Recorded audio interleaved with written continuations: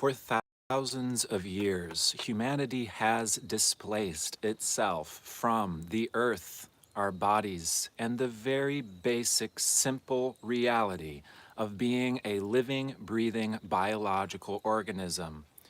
Over the course of thousands of years, mankind has invented societal constructs, religious belief systems focused on other worlds, other heaven realms, beings located in the sky, and directions and drives to create that which is outside of our immediate experience. In other words, a part of our collective movement has been a loss of sensibility, a loss of common sense, as well as a loss of the natural wisdom that was to be found in all ancient traditions and at the heart and the origin of the birth of our species. In these videos, we talk about the nature of the times, what's going on in our world for our species as we are connected to the earth, born out of the earth, part and parcel to the seasons and the cycles of the earth. We not only talk about what experiences we are going through, but why, for the purpose of our own souls and species evolution. What I teach and practice is evolutionary astrology, which was founded by Jeffrey Wolf Green. Mr. Green's work is extraordinarily rare and ahead of its own time in connecting the understanding of astrology and humanity with these much vaster and greater evolutionary progressions, which includes the shape-shifting of our own species' belief systems as they evolve and change over the course of many thousands of years. Through Jeffrey Green's work, evolutionary astrology allows us to understand why we see the world in its current state. What are the reasons behind the societal and cultural structures and frameworks that we find ourselves in, as well as why we experience the popular collective psychoses that is all prevalent in the world at this time. Namely, again, our species has lost our sensibility. Through the 2,000 years of the Pisces age, there has been a significant gravity towards belief systems leading us away from the earth, leading us away from what's immediately in front of our faces. We've been told that Adam and Eve created humanity out of a downfall, out of an original sin, and that we're trying to get our way back to heaven, which is a place different than this earth. It's a place we'll go to only after we die. We've condemned the pagan and nature-centric traditions during the Christian era that converted everyone to a singular belief in a monotheistic God and a very particular way of moving through life, which requires us to believe, to have blind faith, to put our trust in what is invisible and what cannot be seen. Most of our contemporary religions have their roots in Abrahamic traditions that were born at the tail end of the age of Taurus.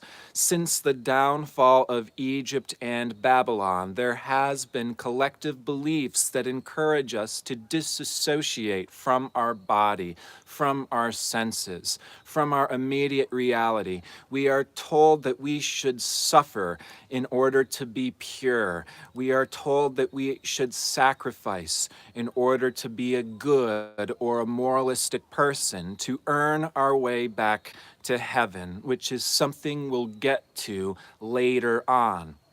We've been told that the enjoyment of our own body and senses will trap us, that sensual enjoyment will lead us away from the spiritual path, that we will be a distraction, an interference, a tyrant if we focus on ourselves and our own biological needs. As I speak to you under this lunar eclipse in Taurus, I am going to be introducing some of the themes of this year and a half to come.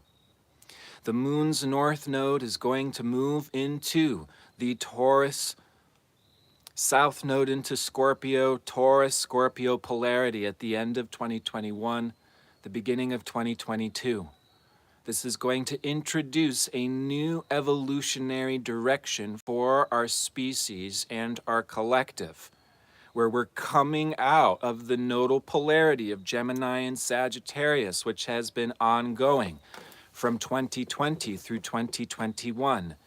Gemini-Sagittarius are mutable signs that have so much to do with our philosophical understanding of what is truth, of what is life, and our relationship to nature and the whole. And there has been so much exploration of what is real and what is not real, what is a fact and what is a fiction. Here in the United States, we saw Donald Trump on a very huge fake news spree, and this has been one of the major topics up this last year, as everybody kind of has their own channel that we're tuned to on the television set of our species. And so there's disagreement between what is true and what is not true, what is fact and what is not fact. And there is this largely, again, a philosophical exploration to discover those that we can meet, who are our friends, who can meet us on our own wavelength, share the things that we're interested in. There's been a huge evolutionary track to get these lines of communication, information exchange, the formation of ideas that we can act on. What are we dreaming together? What are we interested in? What are we teaching? What are we talking about? And now, as we move into the Taurus-Scorpio polarity, we're coming out of the masculine Gemini-Sagittarius polarity into the feminine Taurus-Scorpio polarity, and there can be the movement from merely talking about it or dreaming it into embodying it, making it real. You see, what my job is here on YouTube, being a talking head, is not just merely entertainment, but I hope to also contribute to the changing, the metamorphosis and the evolution of our collective narrative. I am a cosmic storyteller, and these stories and metaphors can help encourage us to see and perceive our world in a different way, to be more open to the incoming streams of information and transformation that wants to be embodied. It's as if the whole creation and the universe wants to meet us here on this planet, but we have to have a level of preparedness and openness to understand what is coming in. So I will tell you, as a cosmic storyteller that is voicing the changing mythos of our collective, and this changing mythos is how our species perceives reality.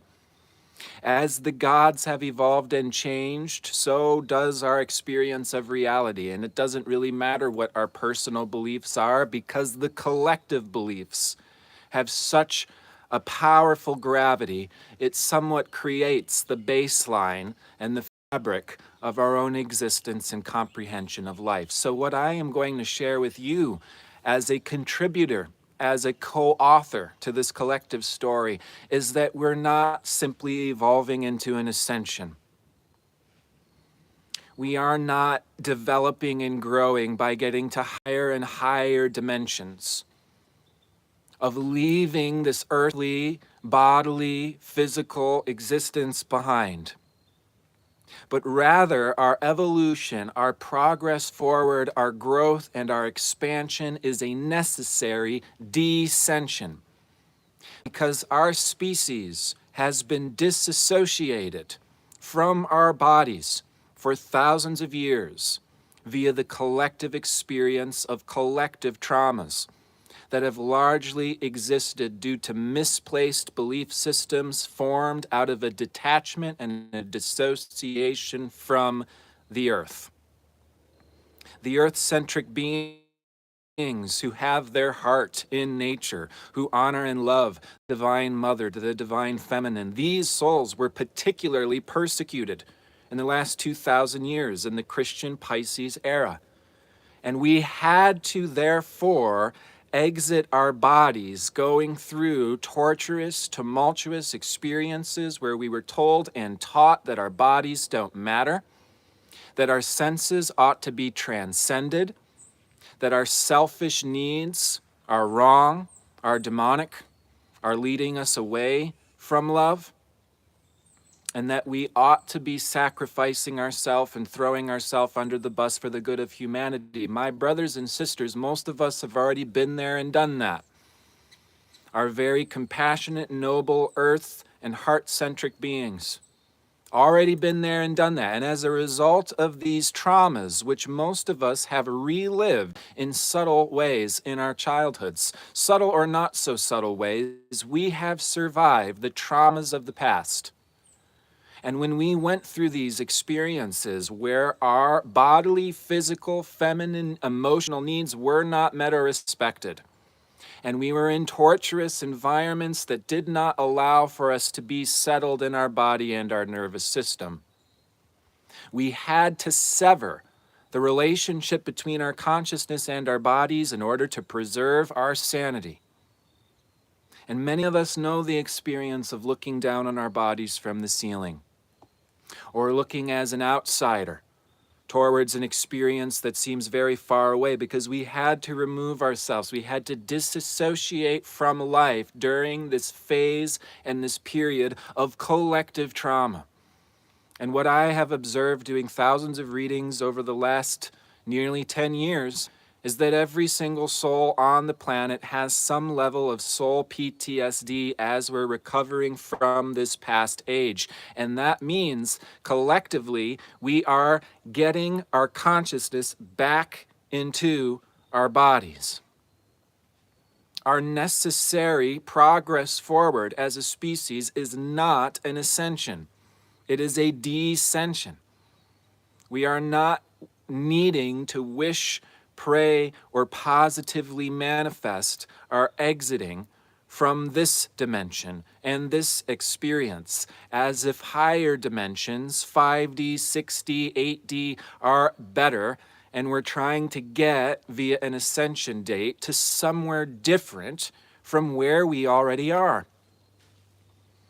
My friends and family, the reasons why these collective beliefs are so all-pervasive is we are still swimming in the traumatic emotional cesspool, the emotional runoff of the unresolved age of trauma, loss, sacrifice, and blind faith. We are wishfully thinking about leaving this dimension and leaving our bodies because we're still trying to escape. But what I am going to tell you as the co-author of this new story is that we're not trying to ascend to meet the gods in higher dimensions. My brothers and sisters, we've been born into a body. We have won the golden ticket. The gods are not trying to get us up to them. The gods are trying to get down to us. The gods experience their own evolution, their own joy, through our own earthly, bodily, and physical experience. The enjoyment and the pleasure of life that we experience in our bodies is the means to anchor spiritual reality to this earth. We are not trying to ascend to higher dimensions. We are creating the meeting point here in our bodies, which is the temple for paradise, for heaven, on this earth. The gods are doing everything in their power to get a ticket into this body. We are returning to our sensibility as a species. You know what's a really fascinating observation? how this very rich, white, entitled culture, with all of this money and all of this material and all of this capability, has no sensibility whatsoever and has no taste, and therefore are the richest people on the planet even enjoying life? Or have they lost the ability to enjoy life because they're the most dissociated, the most outside of the body? There's no time, there's no peace, there's no capability to have a breath of fresh air in this crazy, dissociated, workaholic, pay it forward so that way you go to heaven after our death. Wait until retirement so that way we can begin enjoying our life in the last few years that we're here. This is insanity. This is the richest, most capable people taking this golden opportunity of abundance and running it straight into the ground. Have you not noticed that rich people have some of the worst taste on the planet? And that these rich people are building houses that look and feel like penitentiaries. They're made out of cement. They're all squares and hard 90-degree angles. They're cold, they're lifeless, and there's no pleasure. There's no enjoyment. There's no relaxation. There's no life. There's no sensibility. We aren't even in our bodies as a species. Can we have a sense of taste or know how to make practical, pragmatic decisions that will benefit us or anybody else? I severely question this. I notice that the white, rich, entitled Western culture is absolutely some of the most miserable people on the planet. No taste, no sensibility, do not know how to live. Do not know how to live. And then we look at these third world countries where people have nothing. They have absolutely nothing. They've got their, shack. They are growing their own food in order to get little morsels in order to keep living and surviving and sustaining. And they have far superior, far more enjoyable lives. Have you noticed that the third world countries have much better taste? They actually know what it's like to be a human being. They celebrate the small things. They create music. They have, human sharing and sensuality and sexuality and the exchanging of resources. And maybe they're simple. Maybe it's simply flowers or it's grains or it's animal products, but we actually enjoy this experience of life. This is the nature and the reality of the zodiac sign Taurus, of which the lunar eclipse today is illuminating this new portal that is now opening.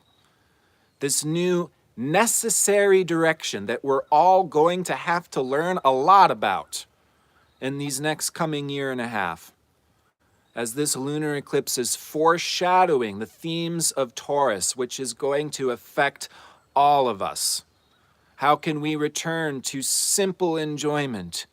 How can we return to our sensibility, which means that we're tasting and understanding reality through our body and senses, which means that we can actually comprehend what's going on.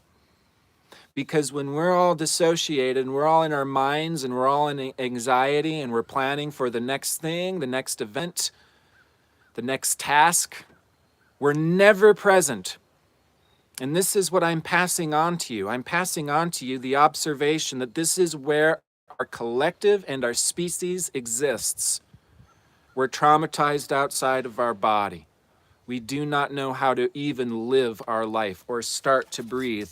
So, my friends, there's going to be some foreshadowing here, and there's really two parts of this. First of all, in this journey towards embodiment, we're going to increase the level of consciousness in our being. That means we're going to increase our power and our awareness. Like we're feeling more, we're seeing more, we're hearing more, we're tasting more. Every single moment is richer. Every single moment is more potent, more dense, and full of information that's coming to us through our senses in the present moment. That's what enlightenment is. That's what ascension is.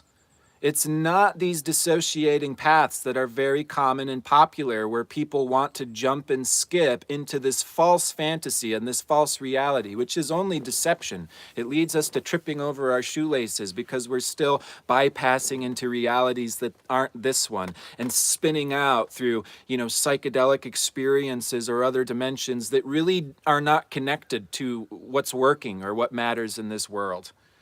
So there's going to be an increase of our consciousness into our body, and the somatic therapies, the meditations, the enjoying of the simple things. I'm really going to encourage us under this lunar eclipse to do some type of ritual or some type of honoring of the body.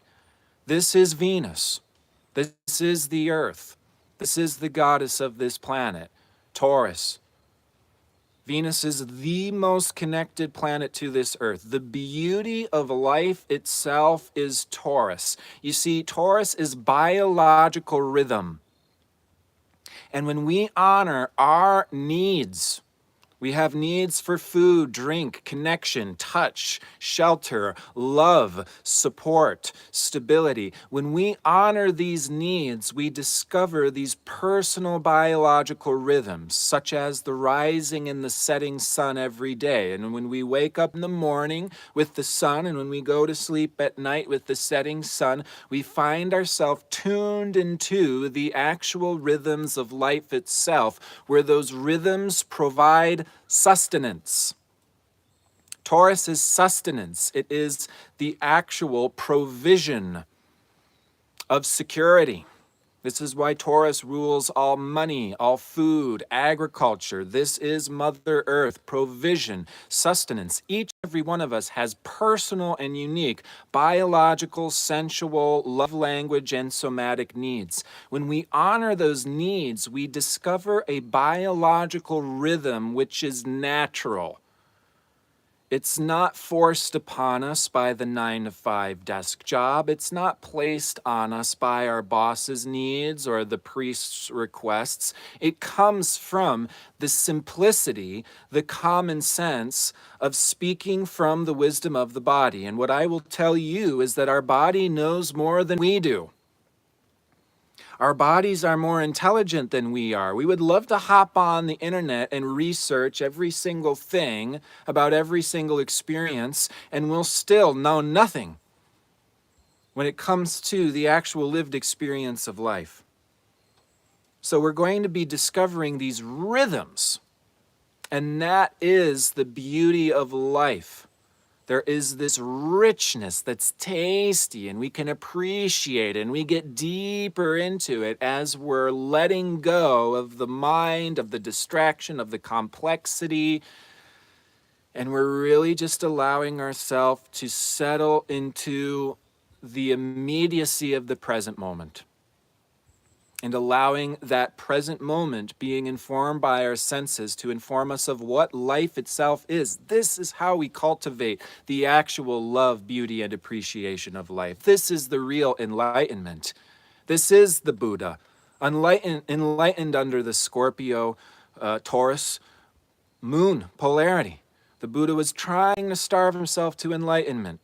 And it's not till a little girl brings the Buddha a bowl of rice. He comforts his body, his stomach, and his senses. And that raises the level of his consciousness, and he achieves enlightenment. Taurus is simple. It's common sense. It's what is already going on in the relationship between our consciousness and the environment. Our consciousness and this body, which is a temple to anchor our consciousness to the earth. So on this lunar eclipse, we can honor, we can foreshadow, we can create a space to breathe and relax into this increasing of power, enjoyment, and embodiment simultaneously. And maybe it's simply the enjoyment of a very delicious meal. Or maybe it is taking turns to massage ourselves and our partner's feet. And while we're receiving the massage, or we're enjoying the food, or we're listening to the amazing music that tunes us into our heart, that reminds us of the beauty of life, or that object that we love to hold in our hand, the mala bead and the mantra, and what it reminds us of, that deepest truth, that gem that is like a treasure that we cherish in the center of our heart, that tunes us into our heart, that tunes us into our center. This is spiritual practice. This is bhakti yoga. It is not a stretching ourselves thin to be steamrollered over life as if that's what a good or a spiritual person should do. It is honoring of our body, earth, the relationship of all the above, to offer our own enjoyment and appreciation of life back to the gods, back to the collective. And when we use our own bodily enjoyment and relaxation as a form of self-empowerment, we become charged. You see, we actually are relaxing into our ascension, which I'm telling you is a descension. That means that we're having less and less far out, ecstatic, kundalini rocketing out of our forehead types of experiences. Sure, we get those experiences, but is that the point of life? Is that what the purpose of our yoga and practices should be in this already hyper-masculine age of patriarchy? No. No. The enjoyment of the honey-coated apple sitting in the sun naked while softly caressing our beloved's hand is goddess worship. And what this practice that I'm going to highlight as some of the most missing and needed medicine in our planet and our species at this time, this is how we're healing from our collective PTSD. You see, our bodies do not trust a reconnection with our consciousness because we've had such painful, uncomfortable, and damaging past experiences. We've been manipulated and raped by our parents. We've been used by our bosses and teachers. We've had our past lovers tear open our hearts and throw all of our inner content asunder. We've had our pearls cast before swine, and there is a fundamental distrust of returning to our bodies. Everybody. This is not just unique for one or two souls. Some of us are a little bit ahead of others, but we're all on a collective descension into our bodies. Folks, there is no ascension. There is no ascension date. All of that is dissociated PTSD, really sensitive souls that have had really traumatic past lives. They're still not in their bodies. They're talking to angels. They're talking to extraterrestrials. But you know what? It doesn't matter when the rubber's not hitting the road. It doesn't matter when it's all excited, wishful thinking. You know what? This is not about New Age hype anymore. I am the cosmic bubble burster to help us get on a path of healing. And this New Age hype, these ascension dates, and the people that are always getting super excited about this next portal, this next ascension are crazy. They don't know what they're doing. They're not embodied. They're talking to beings on other dimensions, but how are those beings informing us of what's going on in the present? Are they building new worlds? Are they creating charitable endeavors? Are they providing resources that's actually improving the state of our living and being in bodies?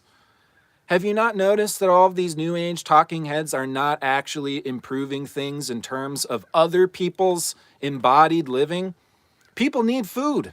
People need clothing. People need resources. Again, I'll cite one of my favorite saints, Neem Karoli Baba, who is commonly asked, how do I raise my kundalini? And he didn't say breath of fire. He said, if you want to raise your kundalini, feed people, clothe people. This is the reality of Venus. This is the reality of the divine feminine. If we want to anchor more spirituality and more consciousness on the earth, we need to learn to take care of ours and others' bodies. While we're enjoying the honey-coated apples with our naked lover and we're feeling more and more good, this is your homework assignment to practice under this lunar eclipse. How much pleasure can you feel in your body and push the limit of it? How much physical enjoyment can your body contain? How much are you willing to receive the goodness and the blessing of the divine feminine and the earth? The earth wants us to have this. The earth wants us to have paradise and pleasure and utopia. Do we ever truly create utopia on this fundamentally imperfect planet that rests upon the principle of evolution? No, because the hidden blessing and imperfection and things can continuously improve. But how we're continuously improving things is by creating a physical reality that holds the nature of paradise, of love, of bliss, and enjoyment. So we can actually practice a sensually enjoyable, orgasmic, blissful experience as a spiritual anchoring of consciousness to this earth. This is how we actually become more empowered. We're not going to, via this hyper-masculine, achievement-driven, save the world forcefulness, be able to even understand what others or the world needs, because it's not sensible, it's not practical, it's not pragmatic. We are relaxing into a deeper embodiment of consciousness, and then we are becoming carried by the information that's actually being given and received through the body and the senses. This is common sense. We're tuning into common sense. You know, people sometimes ask me, how do you have the capability to so accurately read someone's consciousness? Because I can, meet somebody, have a very brief interaction with them, and generally understand the experiences they've had in their life, what they maybe have or what they're maybe missing, or the specific healing journey they're on where they have insecurities or fears. This is all very easy to read through the information of the body and the senses. I don't actually believe that psychicness is a thing. There's all sorts of different types of psychic sensitivities. And only one of those psychic sensitivities is where entire pictures or information just drops into our skull from on high. That's the Sagittarius intuition. But there's tons of psychic awareness that's outside of this. And personally, it's just common sense. It's just actually reading another soul through the body. You can read the unconscious, that is like every single level of a person's consciousness, through the body and the senses. So our bodies know more than we do. We're relaxing into trusting the information coming from our gut, coming from our emotions, coming from our bodily, instinctual, or sensual reactions, right? Just like how when we're hungry, our stomach sends us a signal that we're hungry. Our body also sends us all sorts of signals about who's a trustworthy person, whether or not this is a truly safe feeling space. Are these our actual needs, or do we even know our needs? Because our body's going to be agitated. Our body's going to be uncomfortable when we have missing needs. And that's the other half of it. One half of this lunar eclipse is foreshadowing the year and a half of how we're going to embody using empowering tools to return to our sensibility, to return to the earth. And it's really enjoyable. It's like, hey, Venus wants love and paradise and goodness, and we can actually taste heaven and taste God and have a personal relationship to the heart and God, not later, but now. Now we get this bliss and this enjoyment. Now this bliss and enjoyment is improving our capabilities to be grounded humans. The other part of this is that we have real needs. We're all in bodies. Do we have all of our biological needs met? No. There's going to be a massive movement and orientation towards basic root survival. And what we're going to be learning about this next couple of years is, what do we actually need on this base primitive level? And what I'm going to let you know is that our base biological needs goes far beyond food, shelter, and water. We have needs for touch. We have needs for community. We have needs for stability. We have needs for privacy, sovereignty, peace, and space.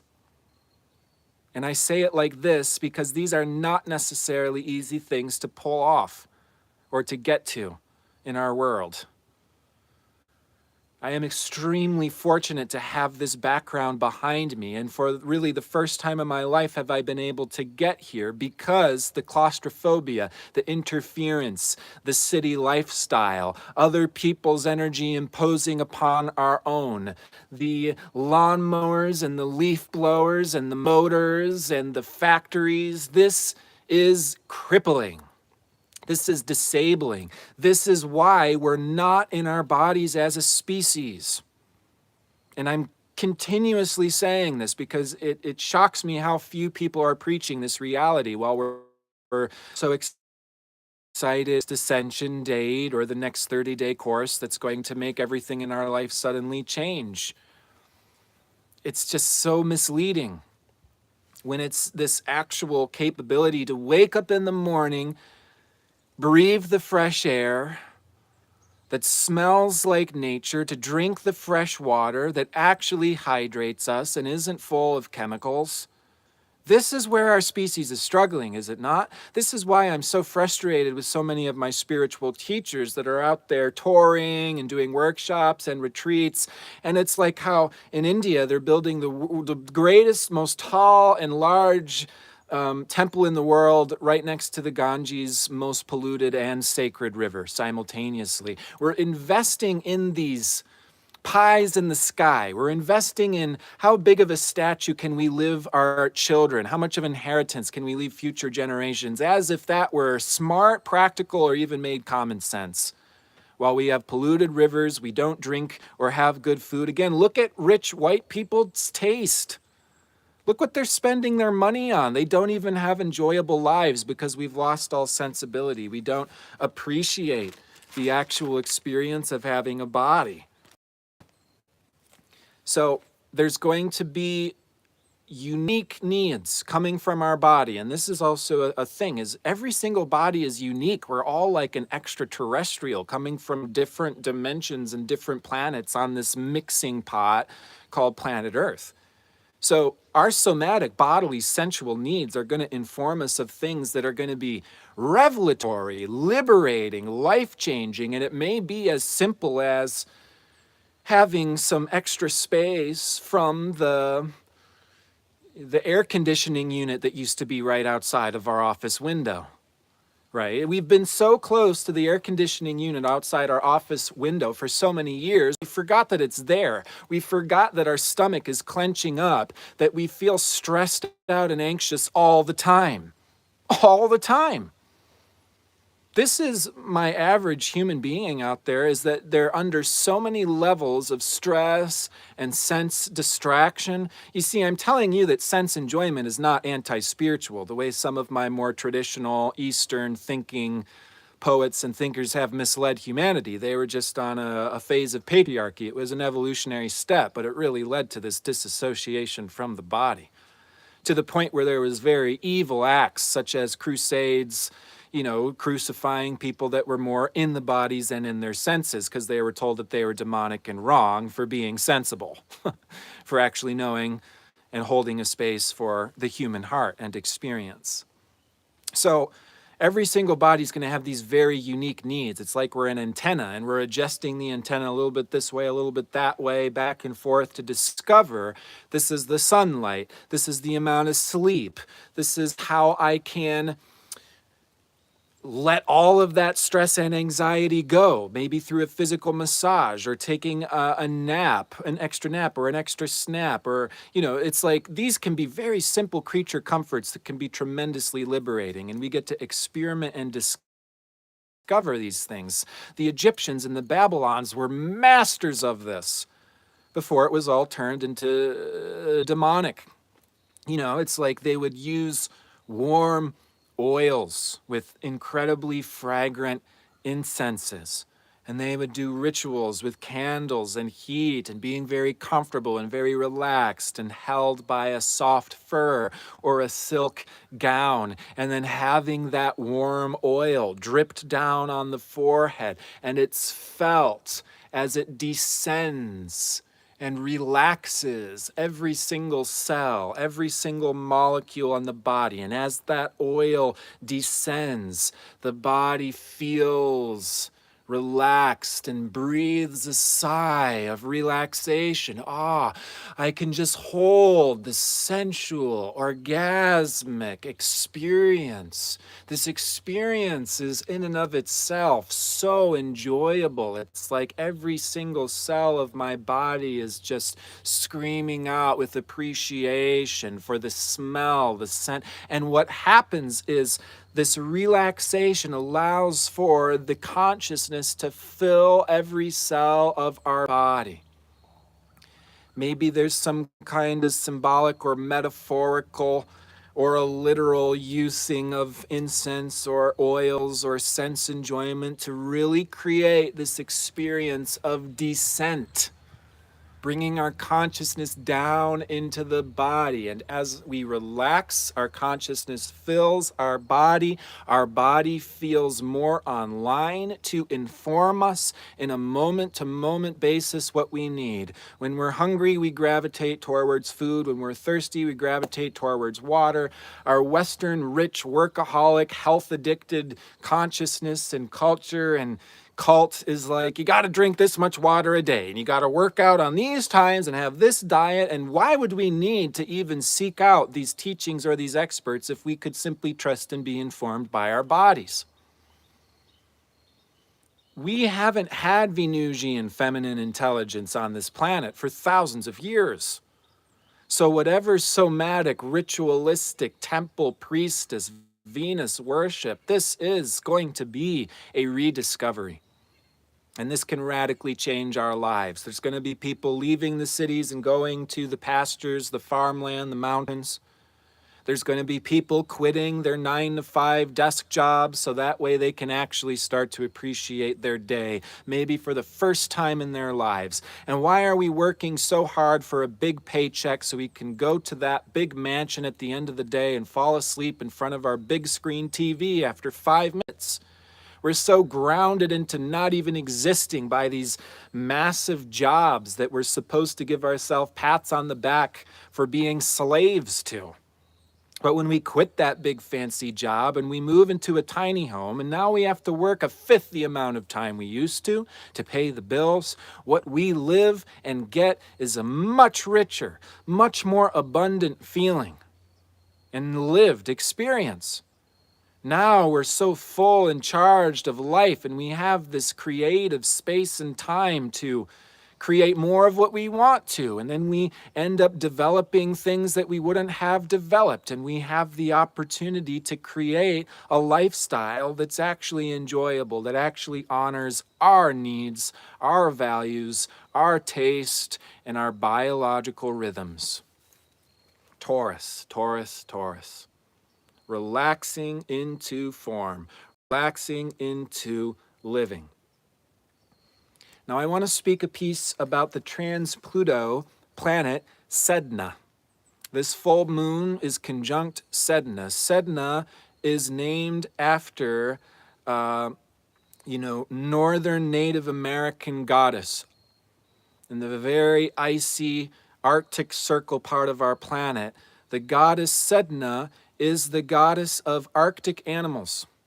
And her mythos is that she was in a boat with her father. She was about to get married by him. There was an issue in the boat and they needed to throw weight off of the boat. And so this belligerent father tosses his own daughter off of the boat. She holds on to the boat for dear life and he cuts off her fingers.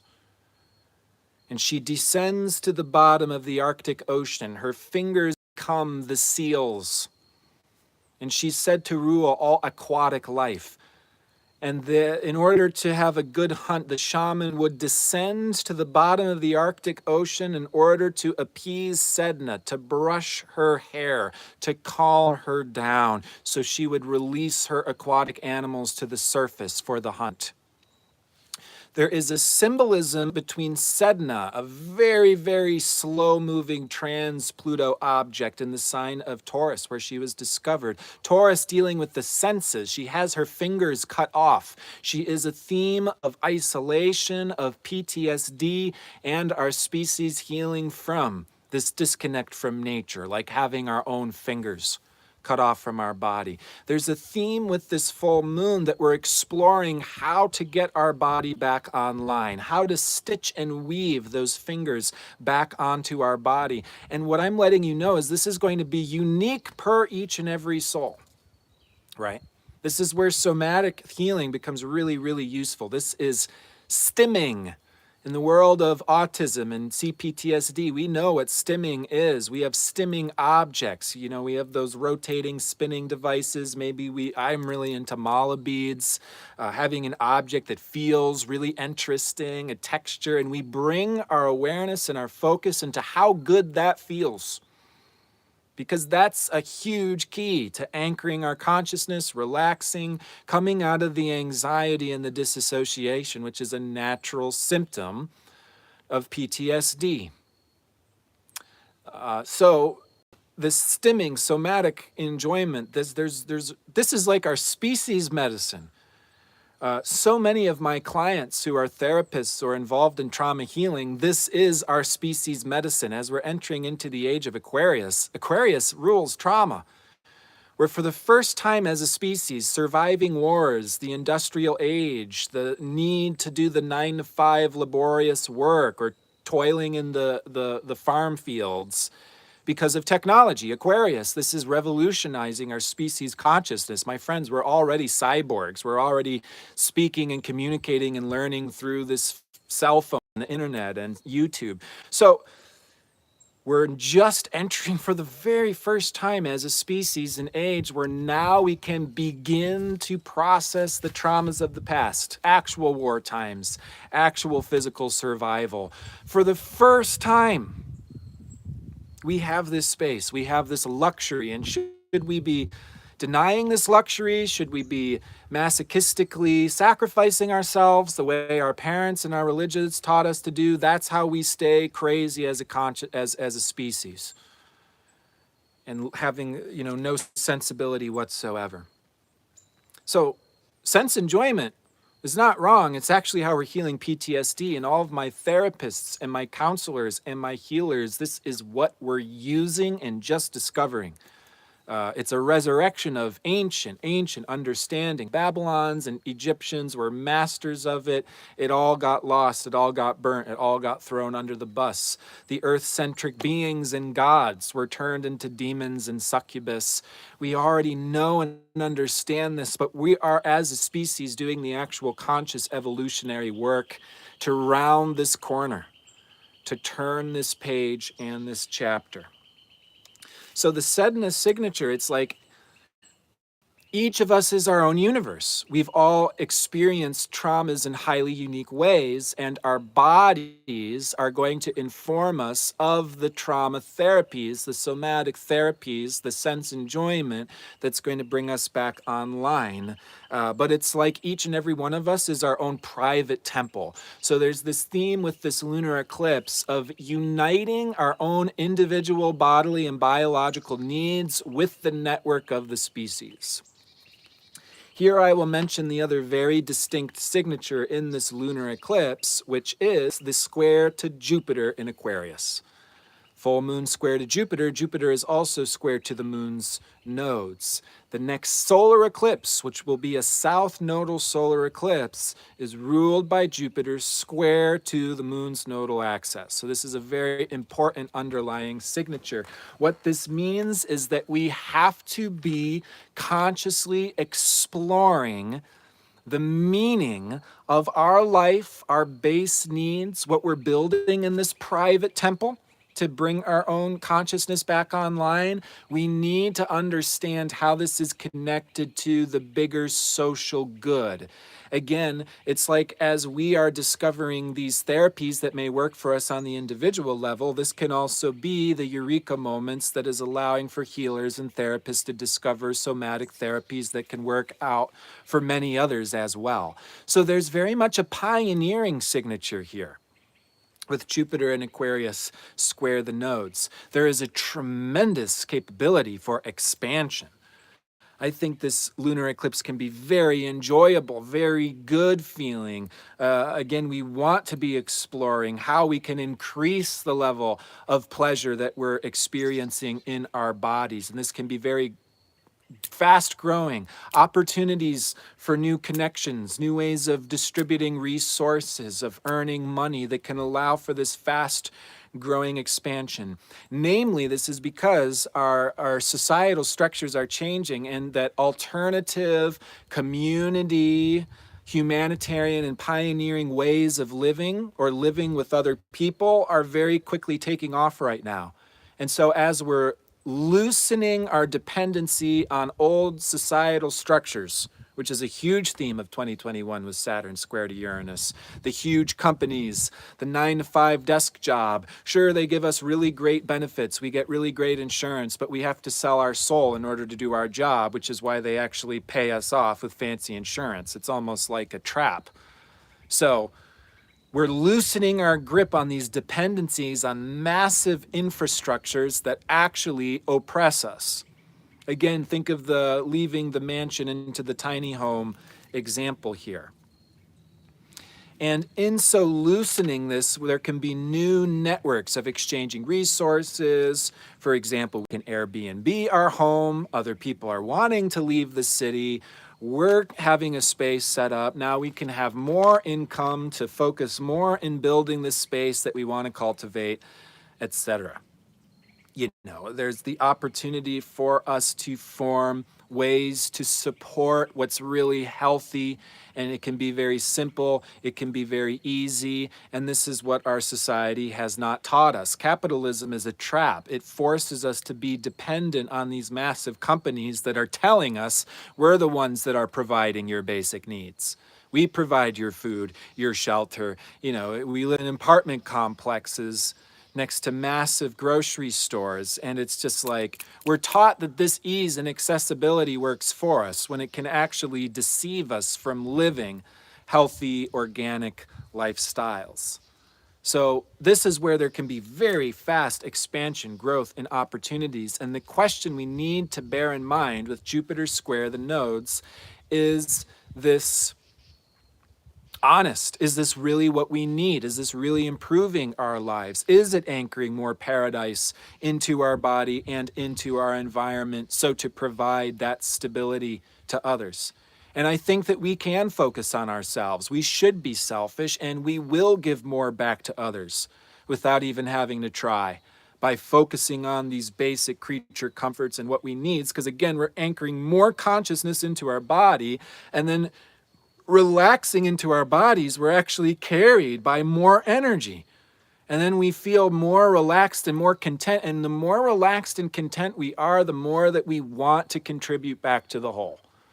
That's this balancing between the lunar eclipse in Taurus square to Jupiter in Aquarius. Again, all of the rich, entitled white people with no taste aren't actually relaxed in their bodies. They're not actually enjoying, and they're not actually content, which is why they're actually so selfish. And they're not sharing any of their resources. They're filling their tree with acorns like a delusional squirrel because they don't know how to live. So when we prioritize our own enjoyment, our own living, our own relaxation first, before achieving or accomplishing or, checking off every task on the task list, we become more giving, charitable, benevolent human beings. We want to figure out, how can we live richly? How can we live an abundant lifestyle? When we have a rich feeling, enjoyment, contentment, then that effortlessly spills out onto others like a fountainhead. So that's where there can be this huge rectification.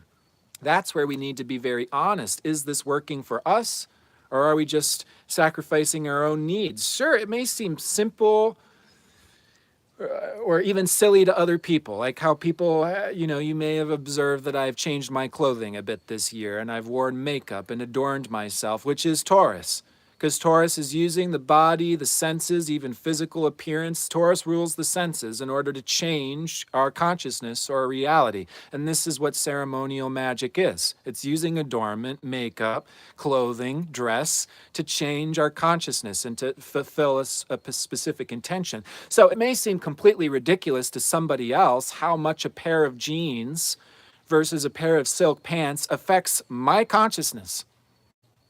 And little did I know, growing up in this hard-ass Marlboro man, gender stigma type of culture, that I was miserable for a whole 20 years because I was uncomfortable in my body. And I hated clothes because the clothes I was wearing felt and made my mood uncomfortable. I have a moon in Taurus. And when I change and wear comfortable clothes, I feel more relaxed, my mood improves, and I am genuinely an easier person to be around. And that benefits others and not just myself, does it not? So what may seem completely ridiculous to us, oh my gosh, this is just a small thing, oh my gosh, they're gonna make fun of me.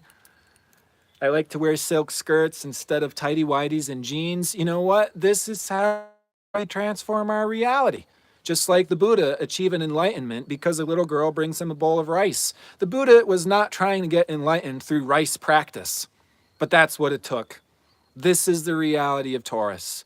Creature comforts can change our reality, can raise the level of our own consciousness. So we want to be asking the question, how are we expanding? Where are we expanding? Are we honestly using this opportunity for growth and expansion in the way that's bringing forward humanitarian increase of consciousness, increase of living, increasing our appreciation of life in the moment to moment? Every breath is tasty, Buddhist wisdom type of way that's going to allow us to anchor more improvement and more wisdom into the earth. How are we responding to the needs of our species? How are we responding to the needs of the community, the group, or the network? When we take care of our own needs as the necessary priority, we will have more to give back to the world. Abundance means that we have more than what we need. In the masochistic Christian era, we've been taught that that is wrong and selfish, to have more than what we need. In the days and ages where we only could consume so much food, we only had so much meat to hunt, we couldn't be all consuming. We couldn't be, indulging, right? And so we've been told these spiritual ideologies that we should not have abundance. And we just take the little bit that we need and then give the rest back. Well, there's a wise way to do this that's not self-sacrificial or subtly masochistic, and that's the Buddhist wisdom. The Buddhists may meditate under a tree with a blueberry under their tongue and focus on the taste and the flavor of that blueberry all day long. This is Taurus wisdom. Taurus is associated with poverty, but the wisdom of this is appreciation of the small things. Tiny world reality, creating an entire temple in a small space. I have experienced I have experienced heaven on this earth because a devotee had an altar that was about this big with little deities and off making little offerings and a little incense tray. And it was some of the most blissful, loving, transcendental space I've ever tasted or experienced in this life. It's the wisdom of the small stuff, the wisdom of less is more.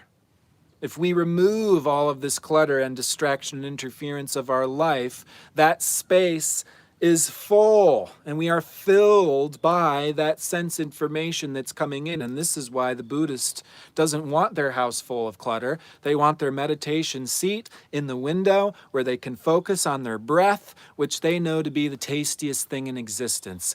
Think of the liberation of being fulfilled by the breath, being the tastiest thing in existence.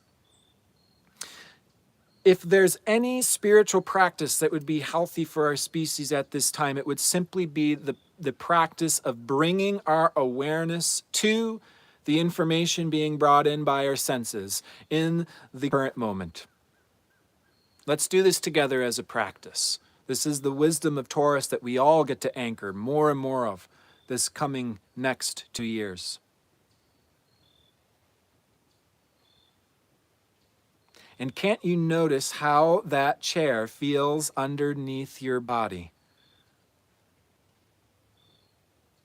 And as you allow yourself to feel held by that chair, can't you notice how that feeling of being held wraps around us, and we can relax into that feeling of being held. And notice how your breath is slowing as you allow for that feeling of being held to inform your awareness. And maybe you can feel another part of your body. Perhaps it's your right hand or your left hand. And you can notice that one of your hands is a little bit more relaxed than the other. And maybe your awareness can go into that hand and just notice that level of relaxation. And as your awareness is moving to your hands, perhaps you notice an overall feeling of slowing down as you bring your awareness to this moment.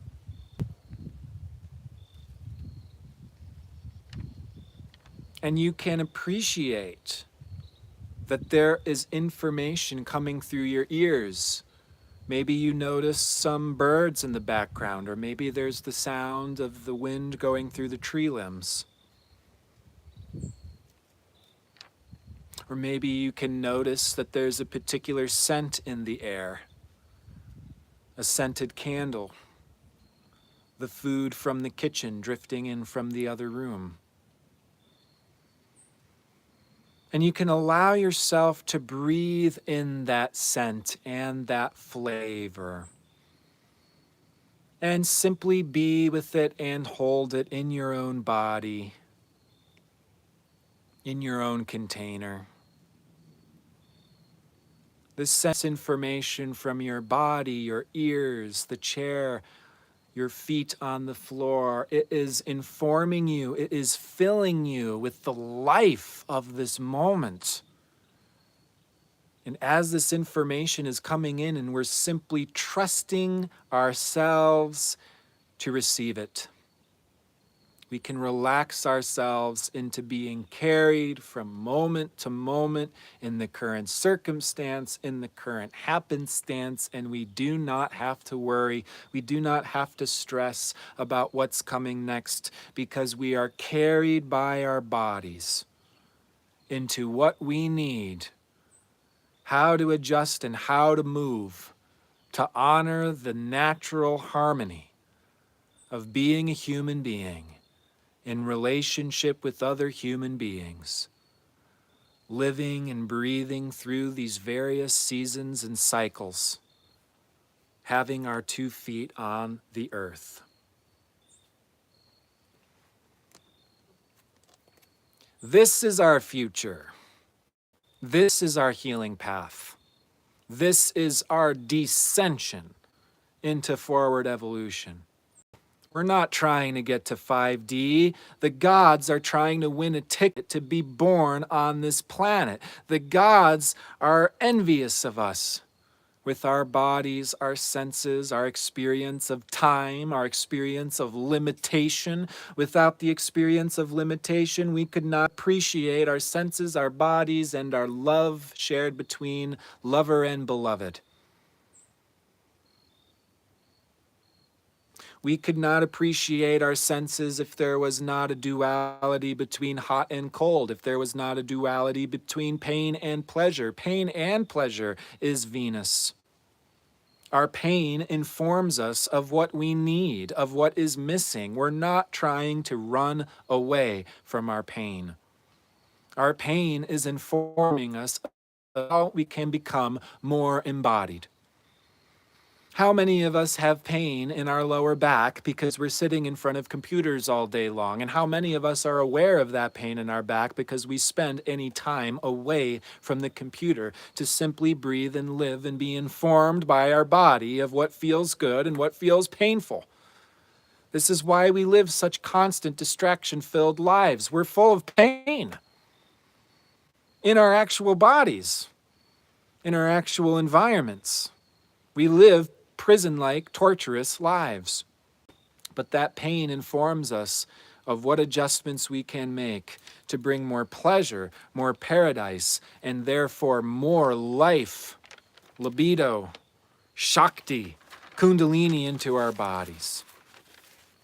All of these yoga practices is to bring our bodies back online. It's to honor and take care of our bodies.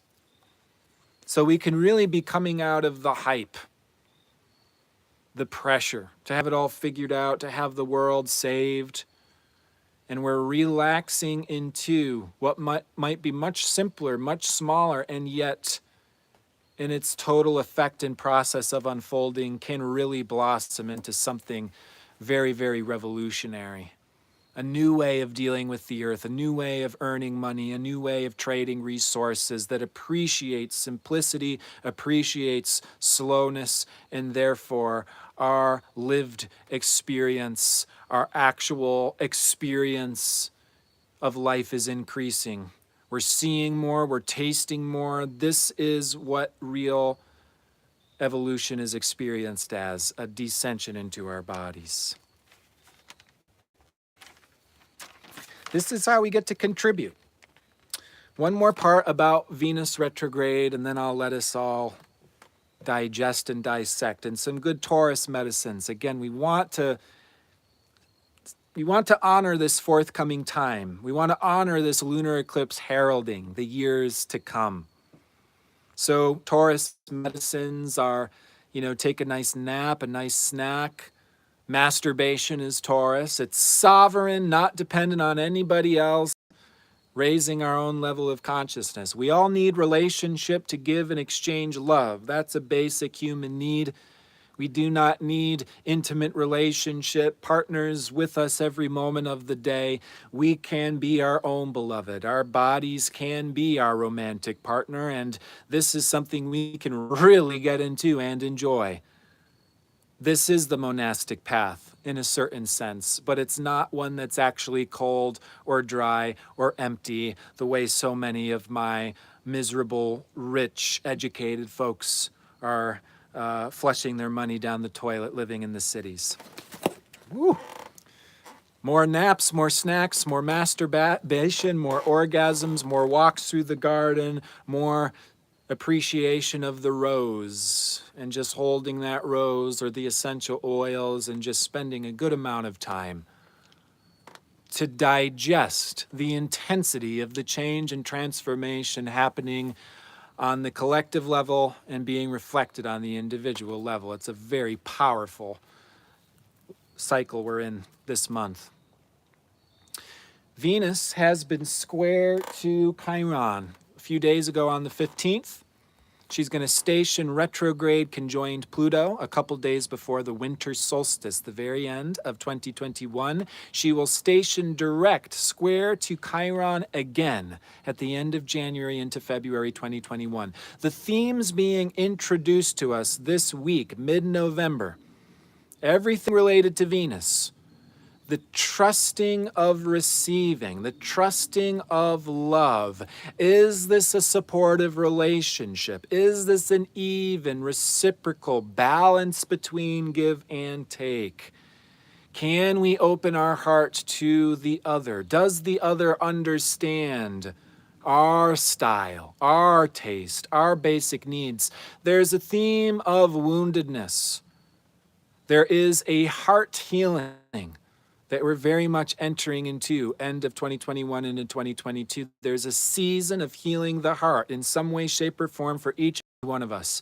And this can also play out in terms of work associates, the exchanging of resources and money to really improve the way that we're relating and sharing with others. This can bring up themes around self-worthiness, the doubts around receiving, where we may have blockages around our hearts that may feel like walls of ice, and we feel very, very cold or very, very detached, or perhaps we're hiding ourselves from intimacy, or there can be themes exploring the dance of union and separation, like I love you, I hate you, they love me not, and doing this dancing of opening and then closing, opening and closing. Why? Because we've had our hearts bruised in the past. Why? Because we've experienced isolation and misunderstanding through the mirror of the other before. And my goodness, can we not be experiencing or reliving or having the themes of this isolation or this betrayal or this abandonment or this fearfulness or this hiding tendency? This is Venus square to Chiron, and it's going to very, very much open up this forthcoming Venus retrograde, which is always a descent to the underworld, a healing of the heart, a healing of the soul through purging and releasing these old fears, these old inadequacies, these themes around unworthiness. We want to make that descent. We want to experience the walls of ice. We want to be made aware of these patterns of open or closed, or hiding, or abandonment, or where we close ourselves off from receiving love or support or resources due to a lack of trust. We've been betrayed, we've been wounded before. We're going to revisit the themes being introduced to us mid-November, end of January into February 2022. This is a big chapter that's opening, and the energy can be dense, the energy can be heavy. There can be a theme of loneliness or isolation, but it is the friction driving the evolutionary mechanism of this healing. It's like we are the herbs in the mortar and the pedestal getting crushed. This is actual spiritual life. This is actual human life. This is the actual reality of Venus, of the human experience. As we experience pain and pleasure, we experience union and separation. And when we love somebody, it pains us when we're separate from them, but that pain of separation also increases our appreciation and love of that person when we are separate. And that strengthens the next reunion, the next bliss and excitement of reconnection, which may be in this life, which may be in the next life. This is the reality of love. This is the reality of the heart. This is the reality of human experience, of spiritual evolution and spiritual learning. This whole we ascend to 5D and then we don't experience pain anymore is a deception. It's bullshit. It leads to increased pain and suffering because we don't understand or have a grip on real life. Real life is our hearts in the mortar and the pedestal getting crushed, getting ripped open, and then releasing the ointment, the medicine, the essence of ourselves.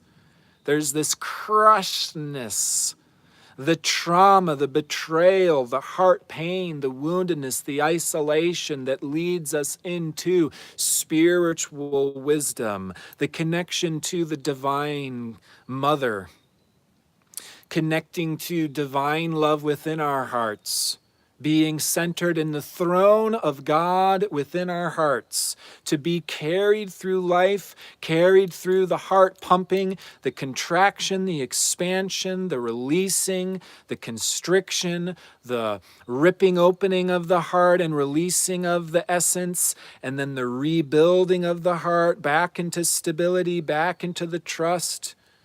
We cultivate a level of stability that is anchored in our heart, that is the throne of God. Through this constant heart expanding and being ripped open experience, we develop a taste for this on the spiritual path. These are my spiritually advanced souls, not the ones pretending to be enlightened because they're all happy.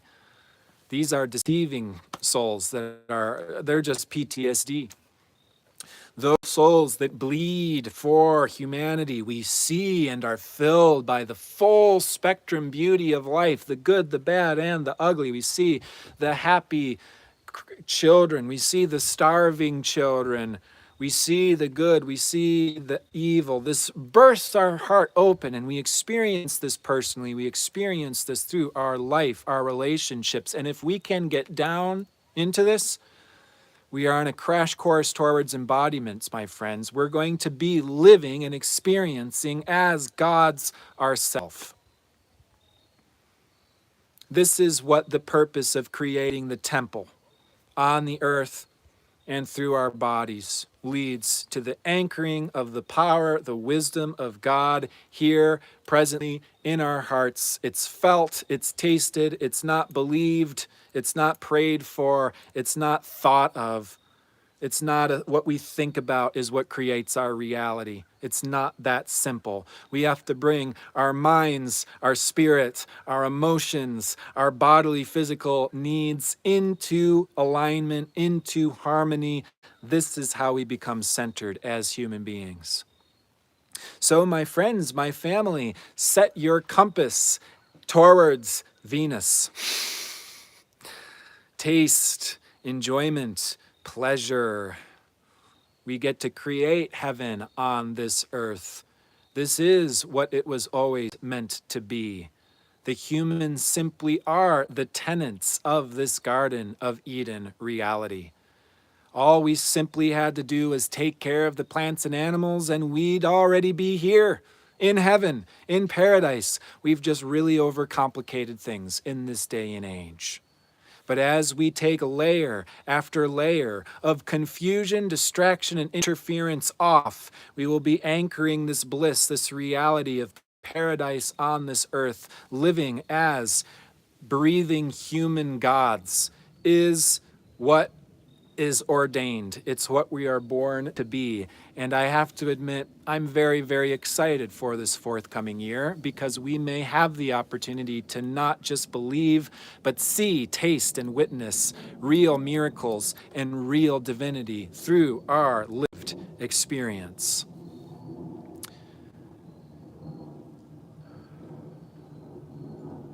You can get extra astrology from me. I do a monthly Q&A where I can take a look at your birth chart and answer a personal question every single month by joining my community at rosalilacommunity.com. I have an astro school, and my students, you've been very patient with me, so thank you for your patience.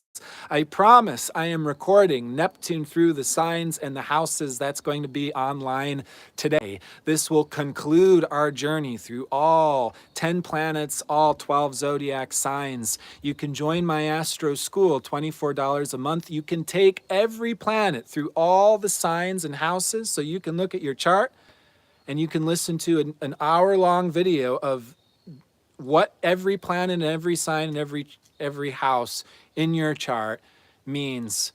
Evolutionary astrology, as taught by Jeffrey Green, is incredibly deep, incredibly in-depth, profound, life-changing. I do not see a similar depth of understanding why we experience what we do coming from many other branches of astrology. So folks, if you're interested in what I do, the perspective that I teach from, I encourage you to join my Astro School. I'm also going to make available sometime in the next coming weeks download of all 12 zodiac signs and all of the planets, so you can get that information from my store. But I encourage you, join the Astro School. You can join the Q&A circle once a month to ask a question about your chart, a technical question about astrology. We have free community meetings. You're invited to join the community for free. And then I've got additional goodies for paid memberships. But we have a community of souls that are sharing, showing up, and hosting events, hosting Zoom meetings, and it's all, there's also free opportunities. So those of like mind, that is available. Close my trap now. Thanks for listening. It's been, what is it, about an hour and 20 minutes. All right, I'll catch you all next time. Happy eclipse season. We're portaling and we're shifting. Big shift end of this year into next year.